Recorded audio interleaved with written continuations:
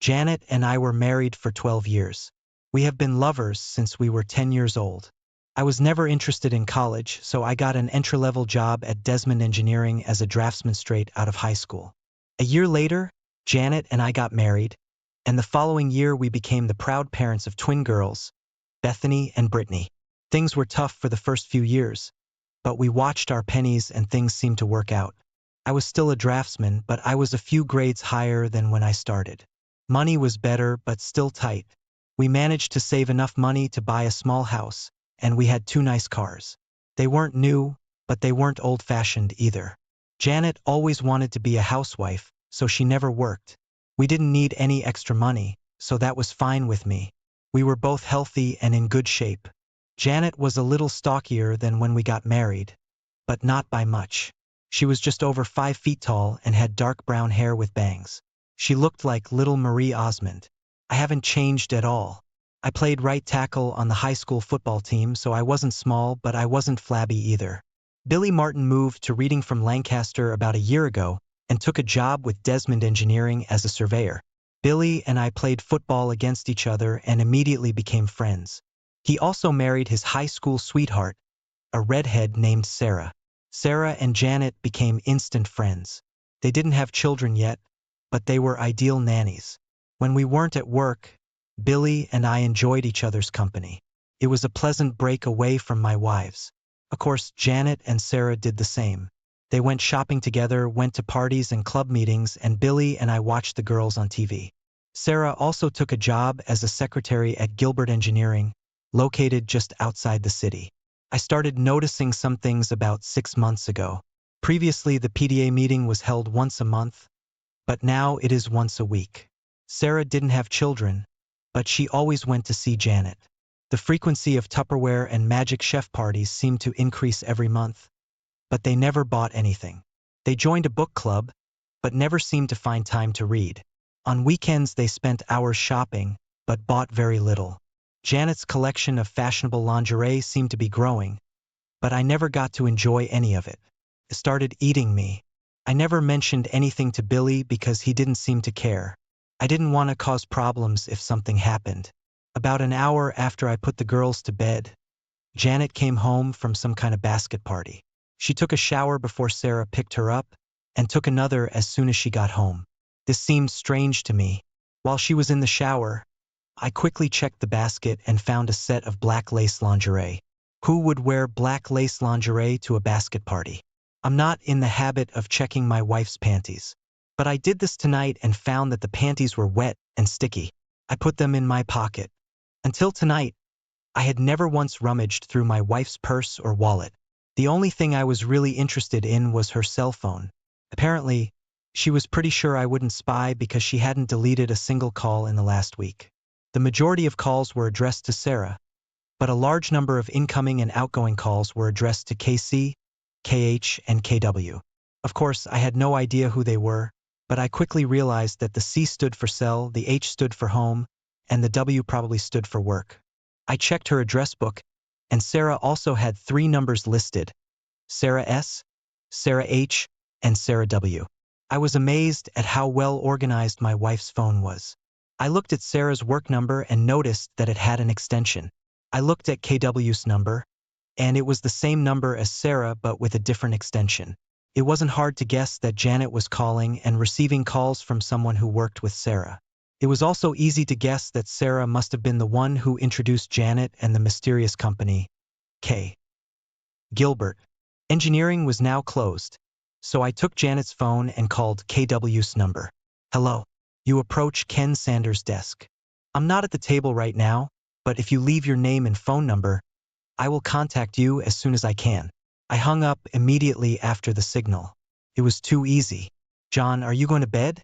Janet simply poked her head around the doorway. I'm almost finished with this book.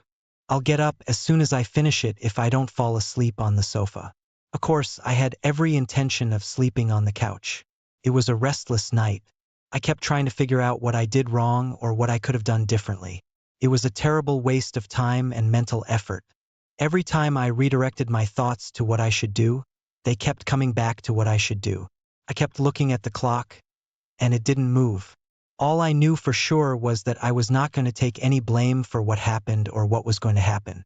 I woke up to the sounds of my two little angels cooking breakfast. Janet encouraged them to take care of themselves rather than wait. It was a good idea, and it seemed to work. I was stretching and scratching myself when my wife entered the room. "You better hurry up, John, or you'll be late for work." "No problem. I'm not going to work today." "Why? You never miss work." "Too many personal problems?" I yawned and trudged towards the bathroom. I needed a shower. Janet looked a little puzzled. When I returned, the girls had already left for school. I took a cup of coffee and sat down at the table opposite my wife. She looked at me reluctantly, as if expecting something, but not knowing what. "Janet, tell me about your novel." I didn't want to beat around the bush, but I almost knew she wasn't going to just open up and bare her soul. "Be serious, John. Is that why you're moping? Do you really think I'm cheating on you?" "Yes." "Now tell me about your novel." "We've been married 12 years, John. Why would you even think such a thing?" "Janet, I have work to do today, and I'm not going to sit here and play games with you. I'll ask you again. Tell me about your novel." My loving wife let out an exasperated sigh and leaned towards me. "John, it's all in your head. There is no romance here." "Well, I'd like to thank you for your honesty, but I can't right now, can I?" She leaned back in her chair and sipped her coffee, as if she had taken control of the situation. "Can you answer me a few simple questions?" "Yes, John, of course. What would you like to know?" "Why do you go to PDA meetings every week, even though the PDA secretary says they only have monthly meetings, and you haven't been to one in 6 months?" "I do not understand what you're saying." She was a little less sassy. "You and Sarah go to non-existent PDA meetings every Tuesday. Why would you lie about something like that?" Janet pondered the question for a while and then found the answer. "I'm truly sorry, John. It's ladies' night at Rosie's Cantina on Tuesday, and Sarah and I are going for 2-for-1 margaritas. We didn't want you and Billy to think we were messing around, so you didn't tell us. It was a mistake, and I'm very sorry. From now on, we will inform you." "Nice try, Janet. Of course you know that I will check this. I'm sure Sarah will support you. But what about the people from Rosie?" "John, you're getting more out of this. When you go to little Tupperware parties and things like that, why do you take a shower before you leave and another when you get home?" She was in no hurry again. "A lot of women smoke at these parties. When I come home, I want to get rid of the smell of my hair. It's not a big deal, John. Why do you wear fancy underwear to go to these parties? You never wear sexy things for me unless it's a special night. Every evening you spend with these housewives, you wear your best. Why? I don't have a good answer to this question. I just want to feel dressed up sometimes when I go out." Her lies began to irritate me. It's time to put an end to this. I was angry, and it was difficult to control. "These are the panties you wore last night." I threw them on the table. "When you came home, the squat was wet and covered in something sticky. I know what the hell sperm is, and I know it's not mine. Don't try to tell me you have a yeast infection, or I swear I will hit you." Janet was squirming in her chair at this moment. She tried not to look at me. There didn't seem to be a quick answer. "Damn it, Janet. Why did you come home with cum-stained panties last night? I want an answer." "Stop it, John. Just stop it. I can't stand it anymore. We've been married for 12 years. How can you treat me like this?" The continuous stream of lies and constant denial finally got to me. With all the strength I could muster, I threw my half-filled coffee cup across the room, smashing the front of the microwave. This time, there was no doubt that I had Janet's attention. I had never seen that expression on her face before, because she had never seen me angry before. Leaning across the table, I looked directly at her and spoke louder than before. "Who the hell is Ken Sanders?" She got out of the chair and back towards the sink, trying to get away from me. "Last time. Who the hell is Ken Sanders?" "A friend. Just a friend." She was scared to death when those words came out of her mouth. "Did you have sex with him?" "Yes." "Yes, I had sex with him." "Did you have sex with him last night?" "Yes." "Yes, I did it." "Stop it, John. Please stop this. I'm really sorry. I'm really sorry. Just stop, please." She stood at the sink and bawled like crazy. I took a cup out of the cupboard and poured myself some fresh coffee. As I started to sit down, Janet's cell phone rang. Her eyes darted from me to the phone and back to me. This is from Ken. I think we better answer. I pressed the speakerphone button and answered the call. Good morning, sugar. I just came to work and saw that last night you tried to call me on my work number. Did you forget something at home? Janet, or should I say sugar, seemed distressed. There was a moment of silence. Janet, are you here? Is there something wrong? She looked at me with a petrified expression. I nodded back to her. Ken. She hesitated. Ken, my husband is here. He knows about us. He has his phone on speaker. He didn't hang up, but he didn't answer either. I felt obligated to let him off the hook. Ken, good buddy. I have some things I need to do this morning, but I promised to come see you this afternoon. Maybe you should put 911 on your speed dial. I ended the call and put the phone back in my pocket. Janet just stood at the sink in her robe, shaking. I have to go. I have one more question. What is the name of the guy Sarah is dating? John, no, please don't make me. The second cup flew across the room and crashed into the tiled wall behind the sink. She jumped back and couldn't speak fast enough. Kelvin Bostic. I'll be back this afternoon. Remove all your belongings before this time. My mom will stay with the girls until we make other arrangements. Anything you can't fit in your car, I'll get it for you. Let my mother know where you will be. Do not call me. She didn't move or say anything else as I walked out the door. Of course, I had no idea what to do next. I decided to go into the office and see Billy. I thought of him as a friend and felt that he should know what was going on. It was pretty easy to figure out that Sarah met Kelvin at work and became friends with him. Ken was probably Kelvin's friend who needed a date. I may have simplified this a bit, but I thought it was close enough. Billy was not in the office. He was on the spot setting some bets or something like that. I called him on his cell phone. Billy, I don't want to bother you, but I have bad news. Is someone injured? Not yet, but they will. What the hell are you talking about, John? Janet and Sarah got themselves a couple of boyfriends. On all those nights when they had to go to meetings and Tupperware parties, they actually got together. You are sure? I don't believe you, John. Sounds like some kind of nonsense to me. Ask Sarah about a guy named Calvin Bostic. He works with her in Gilbert. I think she introduced Janet to another guy from there. Damn, are you sure? Damn it, John. I know Calvin Bostic. We were in the same graduating class. What about a guy named Ken Sanders? Yes, him too. Tall, skinny guy. Billy, I believe Janet is going to warn Sarah as soon as she can. Janet gave me a whole lot of crap this morning before I pinned her down. I'm sure you'll get the same from Sarah. Billy hung up and I went to HR to ask for a short leave. I didn't feel like working right now. It only took 10 minutes to transfer all the work I was doing to another draftsman. Around the same time, Janet's cell phone rang. Caller ID showed it was Sarah. Janet, what the hell is going on? Billy just called me. He arrives at the office. I think someone said something to him. I didn't answer her. Janet, are you here? Now is not the best time to play. Hi, Sarah. This is John. I had to borrow Janet's cell phone this morning. Mine was dead. Janet, what are you talking about, Sarah? What exactly did someone say to Billy? Couldn't help it. At that moment, I felt angry and disgusted. I'm so sorry, John. I thought I was calling Janet. I'll try to take her home. I don't think you should bother her right now.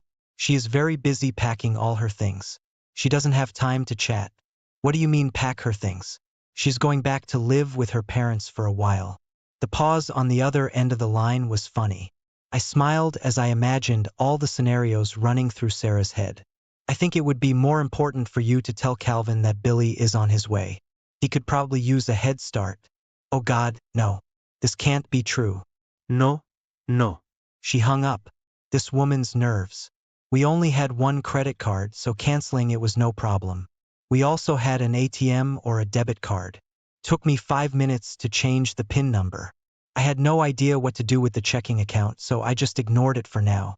In any case, I needed it to pay utilities and other bills. I just hoped Janet didn't take any receipts with her. The cell phone rang again. But this time it was my phone.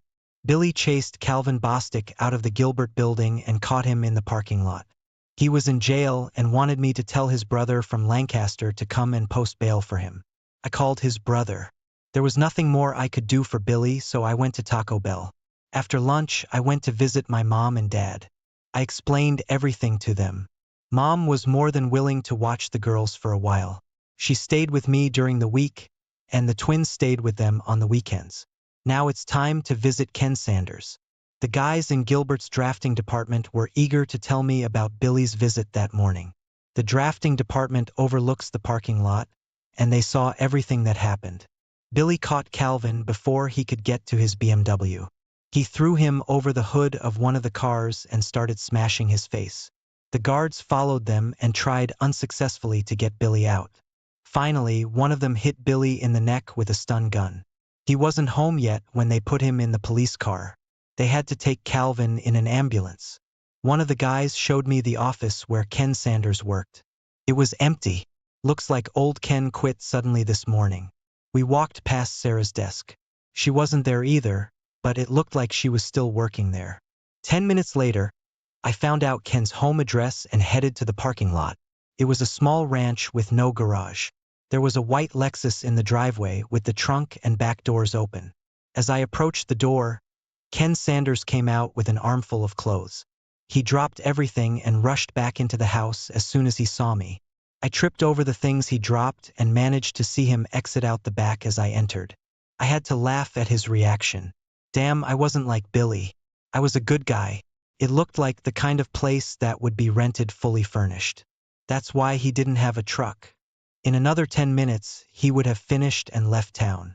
I was looking forward to talking to Ken, but I didn't want to chase him. I looked around the room for anything interesting and got a few pleasant surprises. The first thing I picked up was his cell phone. It lay on the table in the living room next to a folder containing his passport and some personal documents. There was a cute little laptop computer on the dining table. I couldn't find anything else, so I packed up the few goodies I had and left. I didn't want to do anything that could be considered criminal, so I resisted the urge to crash his car. This was beautiful. I think it was a crime to take things out of the house, but damn, he left the door open and anyone could have taken them. Unable to fully control myself, I let the air out of just one of his tires. He'd have to empty the truck to get to the spare tire, and I'm sure he'd do it with one eye on the street looking for me. I'll pick it up later. He received the message. I went into the prison to see Billy. His brother was there, and they were busy with legal matters, so I just waved and smiled at him. He seemed to have everything under control. Mom was already at home and dinner had begun. We talked for a bit, and then I took the things I bought from Ken into the office, where I kept my computer and everything. Before I could take a closer look, Beth and Britt returned from school. I decided it would be best to tell them what was going on before they asked. I didn't have a chance. Hi, Dad. What is Grandma doing here? Where's Mom? Bethany beat me to it. Your mother and I decided to take a little break from each other. She will live with her parents for a while. Brittany started to smile, and Beth rolled her eyes and groaned. I win. Ha, ha, I'm winning. I told you. Britt was gloating about something, and her sister was frowning. What's happening? What's so funny? Brittany volunteered to explain. Beth and I had an argument. I said your mom cheated on you, and she said that would never happen. Looks like I won. I never said anything about your mother cheating. We are not stupid, Dad, and don't treat us like children. We know what's going on. I just didn't want to admit it. Britt is right. Mom is cheating on you. How did you know this? I just found out. You're a little slow, Dad, and too trusting. Britt put her hand on my shoulder. It was strange. A 12-year-old girl trying to console her father. One Saturday when Mom and Sarah said they were going shopping at King of Prussia, Mom wouldn't let Britt and I go with her. She said it was an adult shopping day, and she would compensate us for it later. When we got to school on Monday, 2 kids said they saw her with a guy in Nobles Grove. We called them liars, but one of the girls had a photo on her cell phone. It seemed pretty trivial. I thought there must be an explanation, but Britt said she was cheating. Why didn't you tell me anything? They both just shrugged. A couple of weeks later, Tracy Mercer's parents saw Sarah, Mom, and 2 guys at TGI Fridays in Allentown. They told Tracy about it when they got home. I sat dumbfounded. Thank God Grandma invited us to dinner. We didn't discuss the issue during dinner, and I apologized before the dessert arrived. Luckily, the twins decided to leave the topic for the rest of the night. I felt relieved. I had just started looking through Ken's laptop when his cell phone rang. It was a text message. DK Srey for Snafu. LYJ. Dear Ken, sorry for the trouble. Love, Janet. I'm not the world's best texter. In fact, I'm pretty bad. But I had no trouble reading this message. It came from Sarah's cell phone, which meant Sarah and Janet were together. I couldn't resist the temptation. TJ. Thanks a lot, John. Now she knew that I had Ken's cell phone. I spent the next couple of hours going through files and folders on Ken's computer. There were no emails between Janet and Ken, but there were some interesting emails between Ken and some old friends in Lancaster. I was shocked by what I read, and I definitely didn't like it. Janet and I had been together almost our entire lives, and now I learned that I never really knew her. She seemed to have gotten closer to Ken in less than a year than she had with me in almost 20. While I was replacing the cartridge in the printer, I noticed that I was crying. This is not what I usually do. She had hurt me with her deception, and now I felt the salt in the wounds. Perhaps it was because of my tears. I printed out several emails and a dozen photographs. I would have taken more photos, but I ran out of expensive paper. There were no pornographic images, or even anything racy.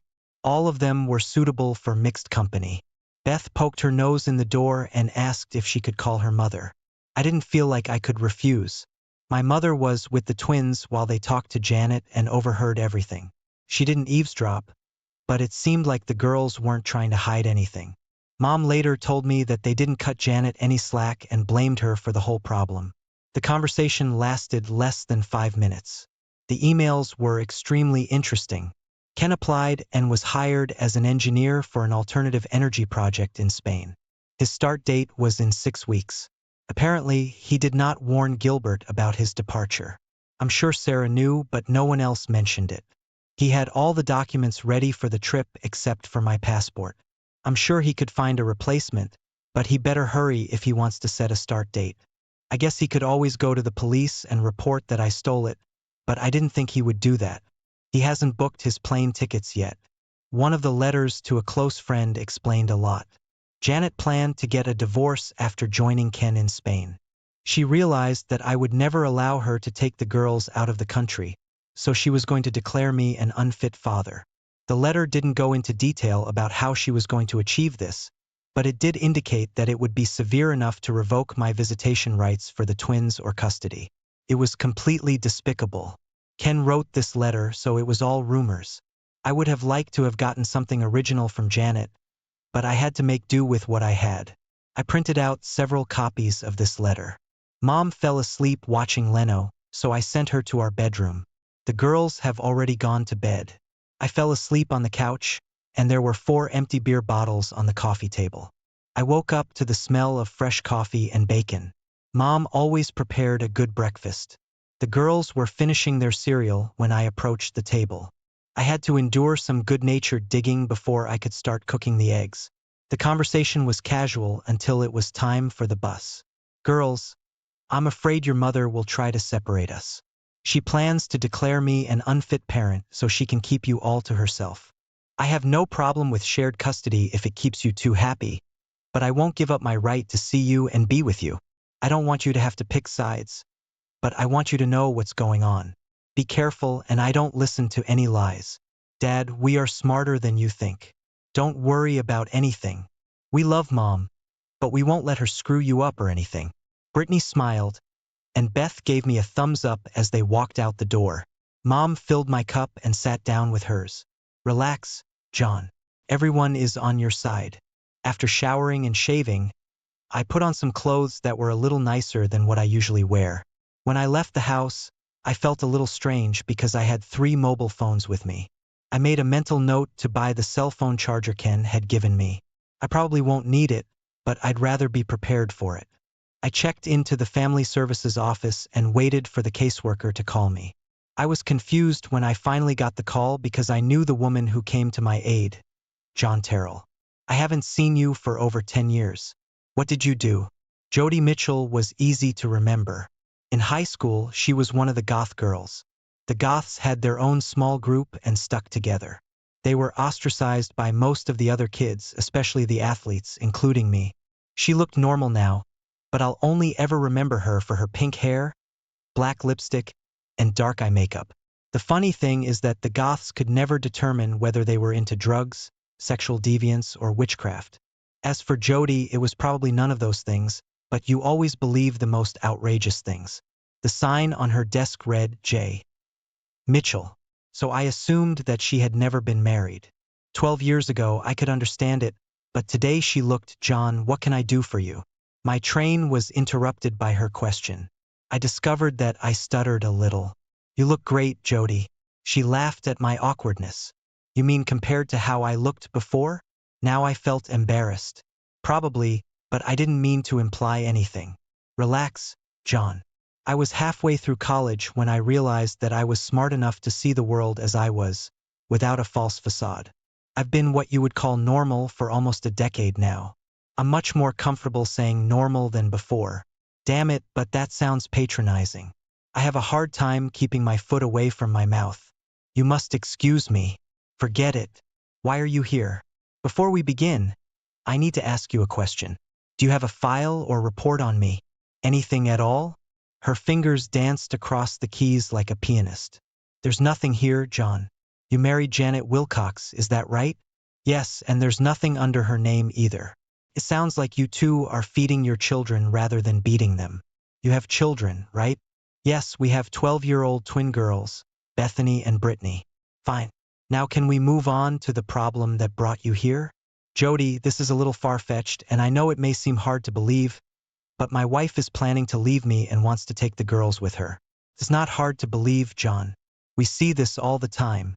Shouldn't she have a reason to do something like that? Usually, when a mother comes to us, she has documents or something else to support the accusation. You just checked and there's nothing there now, right? That's right, John. But how do I know that you're not setting me up because you did something and she hasn't had a chance to report it yet? She may be obtaining medical information or police reports before coming to our office. Just because we don't show anything on our computer doesn't mean you didn't do anything. You say I can't win. No, I'm not saying that. Why do you think she's going to do something like that? I had no intention of showing anyone the email Ken sent, but now I felt I had no choice. I had to ask myself why I made copies if I wasn't going to give them to anyone. I handed one across Jody's desk. Where did you take it? I took it from a computer that I got illegally. I know it can't be used for any legal reason, but it's kind of proof of what's going on. The word conspiracy comes to mind, but I don't know the legal definition of that. I wanted to talk to you or anyone in this office because I didn't know what to do. I don't know how to protect myself and my daughters from something like this, and I can't afford a lawyer. Jody Mitchell relaxed in her chair. I looked at her and didn't blink. She rocked back and forth several times and leaned toward me. Can you come back tomorrow morning? Yes. Fine. See you then. Can I keep this copy of the letter? I nodded yes and turned to walk out the door. It was nice to see you, John. I smiled and she smiled back. I forgot the goth girl and saw a new Jody. I didn't know any lawyers and didn't know anyone who knew lawyers, so I had to pick one from the phone book. I knew that she was planning to divorce me, but under the circumstances, things could change. I didn't want to take any risks. I wasn't sure what our financial picture would look like in the next few days or weeks, so I asked the lawyer to give me a price up front for the entire package and paid it in cash. I advised him to do it the fastest and easiest way he knows. If she wanted a house, she could have it. Because the property depreciated, it was worth less than the mortgage. I also insisted on joint custody of the twins, at a minimum. I would take full custody if he could do it. I would pay child support but not alimony. Billy called me on the way to lunch. He needed housing and I, of course, offered to shelter him. We met at Taco Bell for a gourmet lunch. When I approached, a stupid smile appeared on his face. I know you can't be that happy. What's happened? A friend of mine who works at Community General Hospital told me a little information about Calvin. Sarah went there to visit him. While she was there, Calvin's wife came in with their 2 children. Sarah had no idea what she was playing. Things got so messy that hospital security had to escort Sarah out. I walked past Gilbert to talk to her, and she was no longer there. She was gone. I think she should be home now, but I'm not sure. Why didn't his wife live here with him? I don't know. Why didn't he go home to his wife and kids on the weekends? I don't know that either. Honestly, I don't care. Billy took a week off from work to sort out his affairs. I didn't know where he would sleep since my mother also lived at home. But we decided that we would figure something out. He was going to go to his house to try and pick up some clothes and his personal belongings in case Sarah wasn't there. He decided he didn't want to talk to her anymore. I was on my way to see my insurance agent, but I didn't make it because my cell phone rang again. John, this is Cameron Wilcox. Can you come over for a while so we can try to figure things out? Janet is in complete despair and her mother is not helping. Who will be there? The three of us and Janet's sister, Carla. I'm not sure what you're hoping to achieve, but I'll be there in about 20 minutes. It was a dark group. I took a folder of goodies with me and gave up coffee. Who wants to start? John, Janet seems to think you're overreacting. She claims that you were furious and made her say things that weren't true to calm you down. She claims she didn't do anything wrong and you have no right to kick her out. I had the distinct impression that my dear wife was telling a very embellished version of what happened to her parents. I can understand why she didn't want to admit to them that she had cheated on her. But she resented the fact that she shifted the blame onto me. What do you want me to do, Cameron? Prove she's a liar or admit I made a mistake? I'd just like to see a few facts so we can better understand the situation. What did she tell you about her friend? She claims she didn't have a boyfriend. She just had a few drinks with friends Sarah worked with and that you misinterpreted it. Cameron, she's had over 80 phone conversations with this random friend in the last month. How many times has she called you and her mother in the last month? They both looked at Janet. She looked at her feet, not at them. Is this like a random friend she meets for drinks every now and then? No one was talking when I pulled out Ken's cell phone. Carla, can you read text messages? This letter was sent to a random friend of hers right after I kicked her out. Why don't you read it to everyone? Dear Ken, sorry for the trouble. Love, Janet. Carla returned my phone. Does this sound like a casual friend? Janet covered her face with her hands. Cameron shook his head slowly. A couple of weeks ago, Janet and her friend Sarah told everyone they were going shopping at the King of Prussia Mall. The twins begged to go with them, but their mother said no. Here are some photos taken during this trip. I handed Cameron 6 photographs. He looked at them and handed them to Martha and Carla. This is not like the King of Prussia. It's like Nebelgrove. Damn it, Janet. What's going on? Until this moment, Martha had been silent. Janet, in every photo you are holding onto that person's hand for dear life. It's not something you do with friends. It looks like the guy in these photos, Ken, is much more than just a friend, I guess. Are you trying to pull me here? The tears flowed slowly and quietly. This was not what she had hoped for. She didn't expect these photos. Here are a few more of the same. I think 2 of them are from Olive Garden and 1 looks like Red Lobster. I have a few more. Luckily, my loving wife is wearing all of them. I think we've seen enough, John. I'm sorry we had to call you here for this. Cameron seemed upset at how he had been tricked. When I stood up, Janet was leaving the room, sobbing like a child. We never got to discuss the stains on her underwear. I think at that time there was no need for this. Cameron walked me to the door. John, I'm sorry we can't undo what's been done, but I guarantee you it won't be ignored. He shook my hand as I left. When I got home, Mom and Billy had already set up a fold-out bed in the living room. It wasn't really a hallway, just a small extra room where I kept my computer. Billy had a pile of extra clothes in the corner that he had taken from home. Sarah wasn't home when he came in. The most interesting thing that was waiting for me when I returned home was the mail. In fact, he was waiting not for me, but for Janet. A beautiful official envelope from the passport department. I knew I shouldn't open it, but I couldn't help myself. It was, of course, a passport, but more precisely a family passport. The photo was of Janet and 2 girls. I remember the girls telling me that they had their picture taken, but I never imagined it was for that purpose. Of course, my passport was not in the envelope. I immediately called Cameron and asked him to tell Janet that the goods had arrived. If she needed a passport, All she had to do was send Ken home to pick it up. I would only give it to Ken. I was usually at work when the letter arrived. I would never have known she got it. Cameron told me that they had asked Janet to find another place to live. They had no idea where she was going to go. They seemed a little angry with their daughter. He promised to tell her about the passport. The conversation over dinner was interesting and mostly comprised of girls. Today, a woman from family service came to our school. Bethany said with a shy smile, "Would you like to talk a little more about this? Did she talk to you together or separately?" "We are both at the same time." Her name was Jody. "She said you went to high school together." "We went to the same high school at the same time, but we weren't together." Britt frowned at me for being smart. "Pay attention, Dad. What did she want to talk to you about?" "You." "All she talked about was you. Beth and I agreed that she liked you." "Did you understand this from a short conversation?" "She talked to us for over an hour. We missed the gym and the geography part. They were both talking at the same time and I was having a hard time keeping up with them." Dinner was interrupted by Carla's phone call.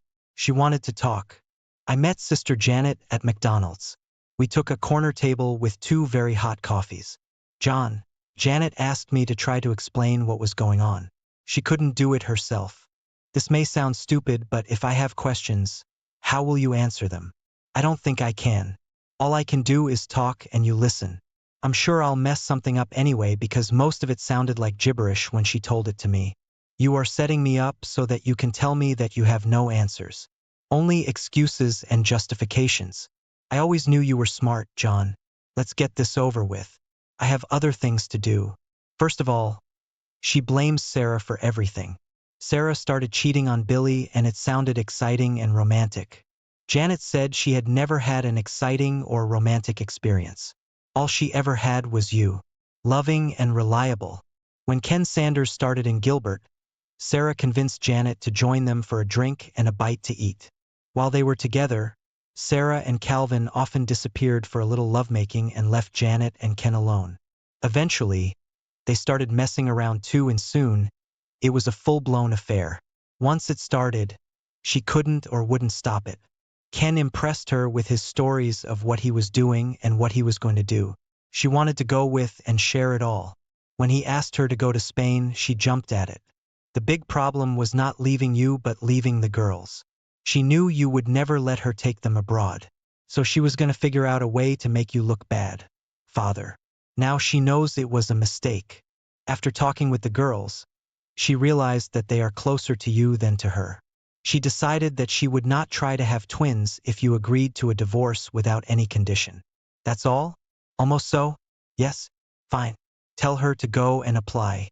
I will not dispute this if everything is as you described. Oh, John. One more thing. Janet would like to get her passport. Do you have it with you? Now everything started to become clearer. I had no idea how she planned to do this. But I suspected that she had not given up hope of taking the girls with her. They kicked and scratched all the way unless she had something up her sleeve. The family passport played a decisive role in the deal. Carla, my coffee is cold. I'm going to go home and take a hot shower. Do not call me more. John, what the hell is wrong? How did I make you angry? You know damn well what you did. Do you two really think I'm that stupid? Go back to your whore sister and tell her there is no way she can have my daughters. Since you decided to do it, help her. I'll have to ask you to never talk to my girls again. Carla was talking on her cell phone as I left Mickey D's. I can only guess who she called. I arrived at the family services office before it opened. You couldn't stay away from me, could you? Jody walked into the office with a big smile on her face and a Starbucks cup in her hand. She motioned for me to sit down and apologize for not having more coffee. I think you know that I talked to your daughters yesterday? I nodded and smiled. For some reason I was a little tongue-tied, out of my element.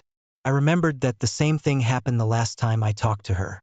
Because I was with Janet my whole life, I never had the opportunity to develop any social skills with other women. Looks like I've paid for it now. Is something wrong, John?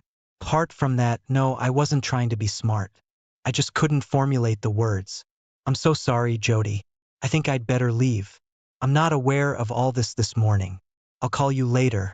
Before you go, I would like you to know that I am getting a restraining order against your wife. I can't stop her from seeing or being with the girls, but I can stop her from taking them out of state or denying you access to them. It will be delivered to her before noon. This brought a big smile to my face, but I left the office anyway. I headed to the nearest Starbucks. This coffee definitely smelled good. Until today, everything was under control. Now I felt depressed and confused. I drove around for a bit and then headed home.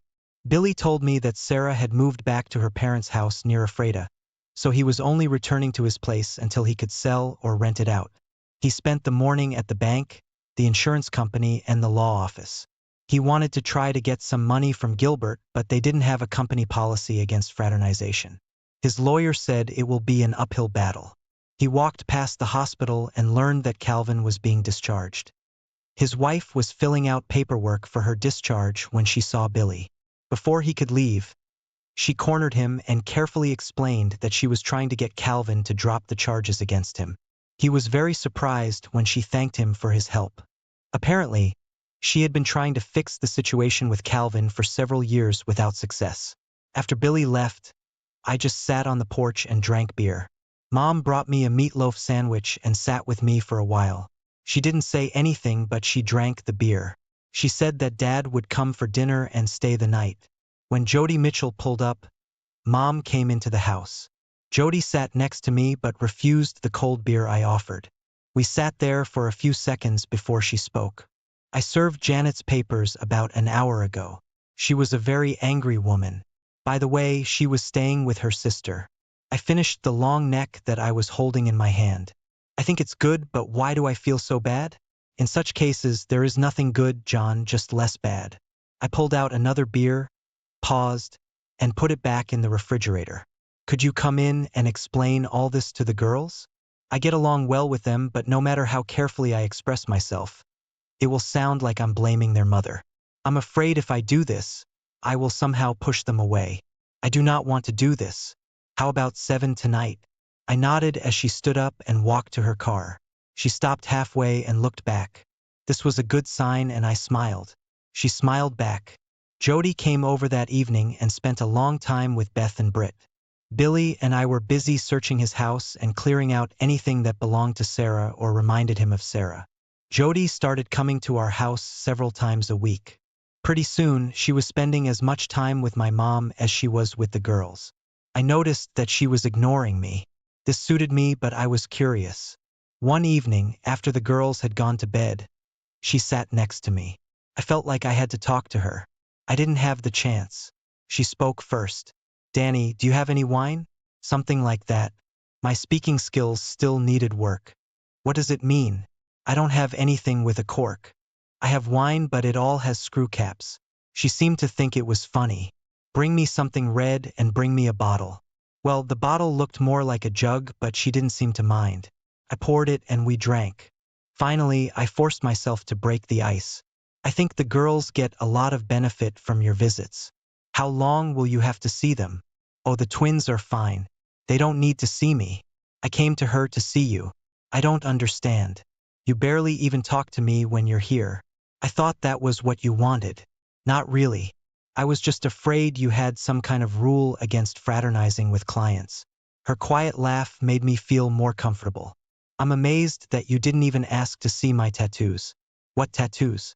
It was clear that she was trying to engage me in some frivolous conversation to try to relax me. It was a good plan and I appreciated it. I have 4 of them and I got them when I was in high school. 3 are easy to find, but 1 is harder. Are you going to show them to me, or will I have to look for them? It'll be more fun if you watch, but I'm going to need some more wine if you're going to do this. We both laughed as I filled her glass to the brim. The hunt was much more interesting because we had to be quiet so as not to wake the girls. The 4th one was indeed in a very secluded place, and I admired her for a long time before she pushed me away. She left before the twins got out of bed, but I had a strange feeling that they knew what had happened. I told my lawyer from the phone book to finish the divorce papers and deliver them. Janet will have to accept what I suggest or do it herself. She was still living with Carla when the papers were served. There was no answer and they didn't even call me. Several more weeks passed. Things weren't going well for my father. Mom spent more time there than with me. Fortunately, school was just ending and the girls moved in with her for the summer. By the end of the summer, Dad was transferred to a nursing home. Billy and I helped Mom prepare the family home for sale and Mom moved back in with me. Jody visited the girls at their mother's all summer and spent 3 or 4 evenings a week with me. They went shopping and out to dinner together and I was glad for the attention Brittany and Bethany were giving. At least I didn't envy them anymore. I was pretty sure they knew what was going on between Jody and me. Janet called the girls about once a week, but the conversations were always short and according to her mother seemed tense. Most of the time the twins didn't even tell me she called. Billy's divorce from Sarah was finalized. I had no idea what my status was. He also decided he wanted to start his own surveying business and asked me to come with him.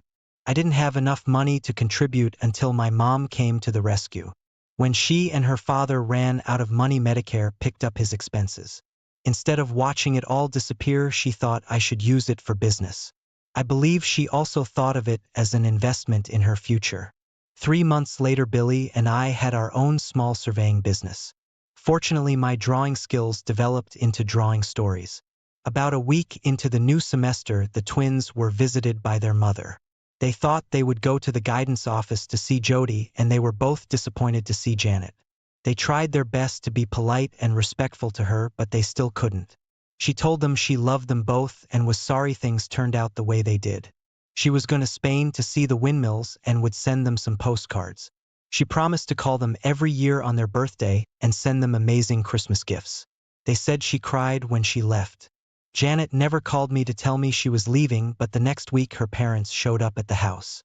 They apologized again for what Janet did, but made no attempt to defend her or justify her actions. Brittany and Bethany were their only grandchildren and they wanted to be able to see them. I had no problem with their request. They said Carla was too ashamed to come to me. She was torn between her sister and her parents. 2 months later, my divorce was final. Jody and I went to Red Lobster to celebrate. It was a rare evening without girls. They didn't seem to mind. In fact, I think they were in some ways happy. We spent the night at a local Holiday Inn. The twins were delighted when I returned home at 10 o'clock the next morning. They didn't say anything, but they smiled from ear to ear all day. A year later, things were going great, but unfortunately Dad passed away. Mom expressed interest in moving to Florida with her sister, but did not want to leave the girls. The twins felt that their grandmother had to leave. They carefully explained to me that Jody could take her place even though she couldn't cook as well as my mother. They also insisted that they were old enough to live in separate rooms. It was an obvious and good plan. The girls received birthday cards from their mother, but there was no phone call. She also sent many cards. All the postcards showed Spanish windmills. I wasn't sure what that meant. She sent them 2 fashionable embroidered dresses for Christmas, but didn't expect young girls entering their teens to experience a growth spurt. None of them seemed disappointed that the dresses were too small. Gilbert Engineering became our largest client. Billy was pleased to learn that Calvin was now teaching electronics at Lebanon County Vocational School, which was a big downgrade from his previous position. He was no longer married.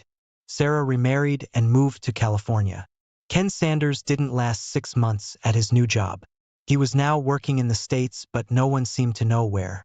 Billy contacted his high school's alumni association to see if he could figure it out. My best friend always thought I got away with Ken too easily. The strange thing was that the girls still received postcards with pictures of windmills. There was never any information on the cards, just general sentiments. Cameron told me that Janet called them several times. She worked at a travel agency in Barcelona. She never mentioned Ken or gave them any information about what happened between them. Jody and I went to Maryland to get married quietly. A year later, she was waiting. Brittany and Bethany were just as excited as we were. They were looking forward to having a little goth girl as a sister. I think it was some kind of private joke between the girls and their new mother. They never let me in on it. I never understood the significance. What are you doing, Bill? Can a man drink that much? Lamented neighbor Mrs. Hargreave. She looked reproachfully at Bill, who was like a son to her. I'm in grief, don't you know, Mrs. Hargreave? Bill whispered, crying and swaying at the table with the drink in his unsteady hand. His red, swollen eyes looked distracted and vacant. His cheeks and chin were covered with long stubble, which made him look miserable and untidy. Mrs. Hargreave wrinkled her nose. Yes, you are grieving, but she's grieving too. The woman pointed her hand at the little crying girl huddled in the corner of the sofa, and looking from there frightenedly at her father. She may be 100 times more hurt and scared than you are. She's only 6 years old, and not only has her mother died, but her father has turned into a monster. Mrs. Hargreave stood in the middle of the room, her eyes sparkling angrily. She turned to the little girl and spoke to her. Now her voice sounded very soft and gentle. Come with me, Esther. Daddy will come and get you when he gets a little better. Esther immediately responded to her neighbor's affectionate appeal, ran up to her and wrapped her little arms around her. Her little eyes looked hopefully at the kind, elderly woman. And you, Bill, get yourself cleaned up and stop drinking. Esther will stay with me for a while. And remember, you are the most dear person in the world to her now, and you have to think about her first now, and not about how you're hurt and miserable. Mrs. Hargreave took the girl and left. There was an oppressive silence in the house. Bill's hand reached for his glass, but he suppressed that impulse. Mrs. Hargreave is right. It is necessary to live at least for Esther. The man collapsed face down on the sofa and tried to forget himself in an anxious sleep. Before his eyes, as on a film, flew all his family life. Here is his beloved Helen, beautiful and happy in her wedding dress. She happily tells him, you and I are going to live happily ever after. And then suddenly a very recent picture came to mind in which she, pale, exhausted by illness, with a headscarf on her head, was speaking again. But now her voice sounded quiet and sad. You should take care of her, Esther. Don't leave her. Bill shuddered at these memories and cried again, this time of great shame in front of his wife for not coping. A few days later, he, clean-shaven and sober, stood on Mrs. Hargreave's doorstep. Hello, I've come for Esther, he said with excitement. Oh, you have come to your senses.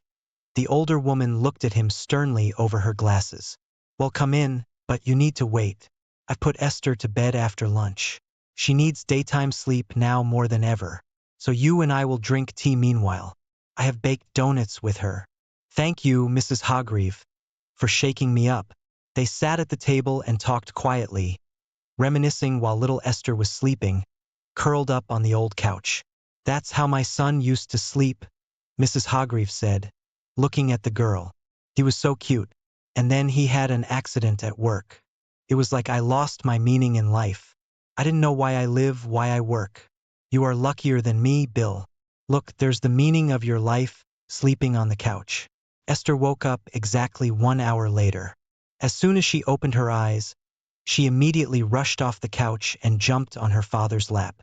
She happily stroked his shaven cheek, saying, Daddy, my daddy is back. At this point, I would like, of course, to say that everything had settled down. But that would not be quite true. Sometimes Bill would get depressed again, and he would drink again. And once again, Mrs. Hargreave would take Esther to her place for a couple of days. Time went by. Esther went to school. She studied well, and Mrs. Hargreave was always ready to help if Bill suddenly went out of order for a few days. And then one day, Bill brought a woman home. Daughter, meet Paula. She's going to live with us, and I hope you'll be friends with her. A beautiful tall woman looked at the girl, slightly squinting her eyes and smiling. She was as bright as a candy wrapper, and Esther smiled at her. Finally, Daddy will be happy. He will stop drinking and crying at night, thought the little girl. And she was right. Her father adored his new wife. But her relationship with Paula did not work out. Everything was fine in front of her father. Paula was usually smiling and talking affectionately to the girl. But when he was away, she literally abused the child. Esther could not understand why her stepmother hated her so much. Not a day went by that Paula did not scold or humiliate her. The girl said nothing to her father. She thought that if Paula left, her father would get sick again, and he would start drinking and crying at night. Noticing that her stepdaughter unrequitedly accepts all the abuse, the woman became brazen and sometimes began to beat Esther for the smallest mischief. Each time, the slaps grew stronger and more painful. What is this? Asked Bill once, noticing a bruise on the daughter's arm. But Esther only lowered her eyes to the floor, hiding her tears, and said that she had fallen accidentally. She saw her stepmother looking at her triumphantly and haughtily, standing at the window and folding her arms across her chest. After that incident, Paula, remembering how her husband had found bruises on Esther's body, was now smarter and tried to beat her so that no marks were left. The little girl became thin, pale, and cried a lot. But still, she kept hiding the reason from her father. Then Bill decided to ask his wife about everything. Paula, there's something wrong with Esther. Maybe she's sick, he suggested. What's wrong with her? She should be punished. She's rude and lazy, doesn't even wash a cup after herself. She just mocks me. I treat her with all my heart, and she looks at me like a wolf. The whole time, Esther looked at her stepmother with her eyes goggling. She had no idea it was possible to lie like that. Esther said her father sternly, "What's going on? Why don't you listen to Paula? What do you want?" But the girl could not say anything. In shock, her eyes instantly filled with tears. "I want to go to my mummy," she finally shouted and ran to her room and stayed there until morning. It probably would have lasted a long time, or rather, as long as Esther's health could stand. But once again, Mrs. Hargreave intervened. She purposely spotted Bill rushing to work. "Hello, Mrs. Hargreave." The man was pleased to see his neighbor. "You've completely stopped coming to see us." "In vain. Both me and Esther are really missing you." "Oh, I tried to stop by the other day to get to know your wife and to talk to Esther, but right then I had to go home." "Why?"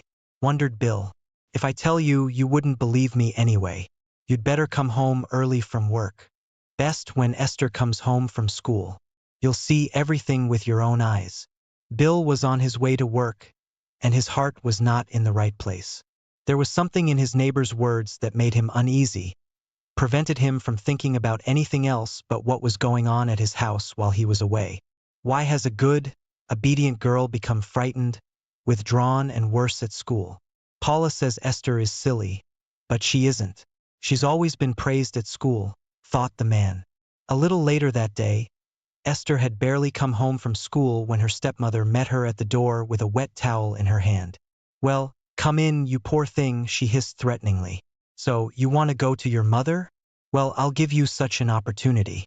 She's probably waiting for you there, you ungrateful little wretch." She slapped the girl on the back with a wet towel with a kind of rage. Esther cried, screaming in pain. "Stop it at once." Suddenly heard Bill's voice from the threshold. He decided to take his neighbor's advice after all, and what he saw made his hands shake. "Bill, darling, I didn't do it on purpose. She just drove me crazy. Let's give her to your mother or to an orphanage. It's not my fault." "I don't know why she makes me so angry," shouted Paula. "Are you crazy? An orphanage? I'll put you in jail. I never thought you were capable of such a thing." Bill rushed to his daughter. "Honey, tell me where it hurts. Forgive me, my little one." Esther hugged her father tightly around the neck and cried loudly. All the tears she had not cried for all that time were rolling out of her eyes in a hail of tears. Mrs. Hargreave quietly entered the room and looked with unconcealed contempt and hatred at Paula, who was packing her suitcase. "People like you should be imprisoned or isolated from society for life," she said to Esther's stepmother. But the woman only smirked in response. "It's not my duty to take care of other women's children. So why did you marry him? You knew he had a daughter, didn't you?" resented the elderly woman. "Are you really that silly?" "I just thought I'd eventually persuade Bill to put the girl in a boarding school." "Get out," shouted the man, still continuing to hold the girl close to him. "Otherwise, I'm not responsible for myself." Paula, with her head held high, rattling her two suitcases, walked away. Bill held Esther in his arms for a long time, saying, "Forgive me, my dear, that I didn't see or hear anything. You've been through so much. Remember, you must always tell me if you have something that worries you. I'm your daddy, and I'll do anything to make you happy. You're my joy, you're my life, and I love you more than anything in the world. And I love you very, very much, Daddy." A child psychologist worked with Esther for a long time afterward, and now the girl is fine. Bill did not marry again after this incident. It was enough for him once. He says that his daughter is dearer to him than anyone else in the world. and Mrs. Hargreaves is still helping